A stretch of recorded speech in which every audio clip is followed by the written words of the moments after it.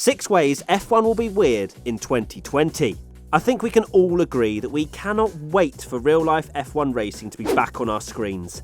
The feeling of the F1 intro firing up and us motorsport fans settling in for a morning, afternoon or evening's worth of adrenaline-filled action. However, and there's a big however, F1 will be weird this year. There's no getting around that. So we decided to make a video to highlight some of the areas you may or may not have thought would change as drastically as they will be. Driver parade. To be honest, this one felt a little pointless if there were no fans at the circuit, but they have been confirmed to not be happening anyway, as the drivers would be too close to each other and that is strictly not allowed. Instead, they are going to be situated outside the front of their garages to be interviewed. I hope they'll be wearing some cool custom-made face masks at the very least. I reckon Lando will. Yeah, Lando definitely will. Martin Brundle's grid walk. One of the best moments we won't have this season, at least for the start of it, is Martin Brundle's grid walk. No more Kimi Räikkönen having a or Martin being ignored by a celebrity. Speaking of celebrities, we won't have any. Is anyone really that sad about missing on-track action to get a zoom in on Will Smith's cousin's hairdresser? Although, come to think of it, if we never had a celebrity zoom in, we would never have experienced Rowan Atkinson's incredible reaction to Hamilton and Massa crashing at the 2011 Indian Grand Prix.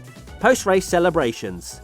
It will very quickly become strange viewing when an ecstatic driver gets out of their car after winning a race to not then be engulfed in a sea of team colours as they celebrate the victory. Instead, according to Ross Brawn, it seems as though the drivers will be standing apart from each other, of course, not on the podium, but in front of their cars on the grid, similar to post-qualifying then it seems. My idea was to have the first place driver in the first sector, second in the middle, and third in the last. Or what about 3 printers and the drivers take their corresponding certificate and hold it above their heads? No? Ross Brawn has yet to return my calls. Cool-down room. One of my favourite parts of a Grand Prix weekend will no longer be the same. Those raw emotions from the top 3 in the cool-down room will be distinguished, and instead it'll be like Kimi has finished in P1, 2 and 3, sat in each corner of the room. But hey, let's not look at it too negatively. We have real-life racing back. Double-header races. Has anyone actually realised how weird double-headers are going to be? We've all just sort of accepted that we're going to have 2 races at the same track, but it's going to be really odd watching an entire race weekend at the Red Bull Ring or Silverstone, and then going back to the same track 4 days later to watch the same entire thing again. But don't worry, I am not complaining. I'll find it particularly interesting if teams can improve from the first to the second race, whether that's through setup, strategy and so on. Camera cutaways. There will be no grandstands for cameras to cut away to. What a shame. This means we'll hopefully avoid a repeat of Silverstone when Hamilton and Bottas were going side by side for the lead into Luffield, only for the cameras to cut away to the fans reacting.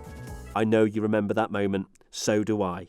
Could this mean Carlos Sainz is actually shown on the live TV feed? Only time will tell. Actually, speaking of grandstands, Silverstone has said it's looking into installing a cardboard crowd for the double header. I'm not sure if that's quite cool or eerie. And that's it. Have we missed out anything that you think will be weird about F1 2020? What do you think will be the strangest thing? Let us know in the comments section below.